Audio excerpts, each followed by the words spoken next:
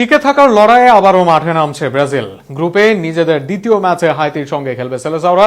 শুরুর ম্যাচে হারলেও হাইতি ব্রাজিলকে কঠিন পরীক্ষা নিতেই থাকবে প্রস্তুত। আর সেখানে হাইতিকে হারাতে 3 শর্তে জিততে হবে ব্রাজিলকে। কি কি সেই শর্ত তা নিয়ে থাকছে প্রতিবেদন।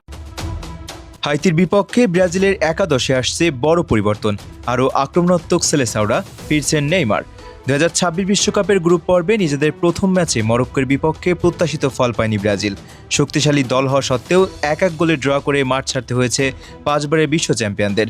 সেই ড্রয়ের পর গ্রুপ সি এর সমীকরণ জটিল হয়ে উঠেছে। অন্য ম্যাচে স্কটল্যান্ড হাইতিকে হারিয়ে 3 পয়েন্ট তুলে নেওয়ার এখন ব্রাজিলের সামনে হাইতির বিপক্ষে জয়ের কোনো বিকল্প নেই। এমন পরিস্থিতিতে কোচ কার্লো আনচেলত্তি একাদশে বেশ কয়েকটি পরিবর্তন আনতে পারেন বলে ধারণা করা হচ্ছে। শুধু তাই নয়, দলকে আরও আক্রমণাত্মক মানসিকতা নিয়ে মাঠে নামানোর পরিকল্পনাও করছেন ইতালিয়ান এই কোচ। কারণ শুধু জয় পেলেই হবে না, গোল ব্যবধানও বাড়াতে হবে সেলেসাওদের।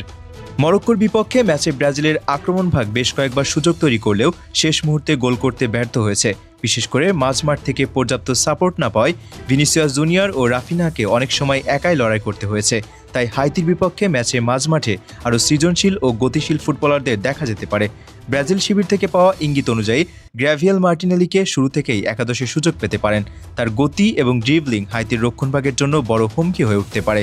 পাশাপাশি লুকাস পাকেতার ভূমিকাও আরও আক্রমণাত্মক হতে পারে, যাতে আক্রমণভাগে বেশি সংখ্যক খেলোয়াড় যুক্ত হতে পারেন। তবে সবচেয়ে বড় আলোচনার বিষয় নেইমার। ইনজুরির কারণে দীর্ঘদিন মাঠের বাইরে থাকা এই সুপারস্টার ধীরে ধীরে ফিটনেস ফিরে পাচ্ছেন।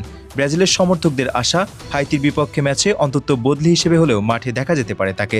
যদিও আনচেলত্তি এখনও বিষয়টি নিয়ে আনুষ্ঠানিকভাবে কিছু জানাননি, তবুও নেইমারের ফেরার সম্ভাবনার দলকে বাড়তি আত্মবিশ্বাস দিচ্ছে। নেইমার মাঠে নামলে শুধু একজন ফুটবলার নয়, একজন নেতা হিসেবেও দলের উপর ইতিবাচক প্রভাব ফেলবেন। তার অভিজ্ঞতা, সৃজনশীলতা এবং গোল তৈরির ক্ষমতা ব্রাজিলের আক্রমণকে আরও ভয়ঙ্কর করে তুলতে পারে। বিশেষ করে যখন প্রতিপক্ষ রক্ষণাত্মক কৌশল নিয়ে মাঠে নামবে, তখন নেইমারের মতো একজন খেলোয়াড় ম্যাচের চিত্র বদলে দিতে পারেন মুহূর্তেই। সম্ভাব্য একাদশে গোলবারের নিচে থাকবেন অ্যালিসন বেকার।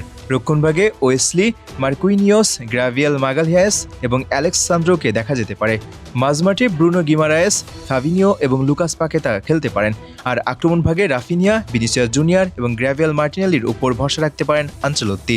হাইতি কাগজে কলমে ব্রাজিলের তুলনায় দুর্বল দল হলেও বিশ্বকাপের মঞ্চে কোনো প্রতিপক্ষকে হালকাভাবে নেওয়ার সুযোগ নেই। তাই শুরু থেকেই চাপ সৃষ্টি করে দ্রুত গোল আদায়ের চেষ্টা করবে সেলেসাওরা।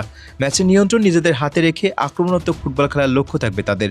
সব মিলিয়ে হাইতির বিপক্ষে ম্যাচটি ব্রাজিলের জন্য শুধু 3 পয়েন্টের লড়াই নয়, বরং নিজেদের শক্তিমত্তা প্রমাণেরও বড় সুযোগ।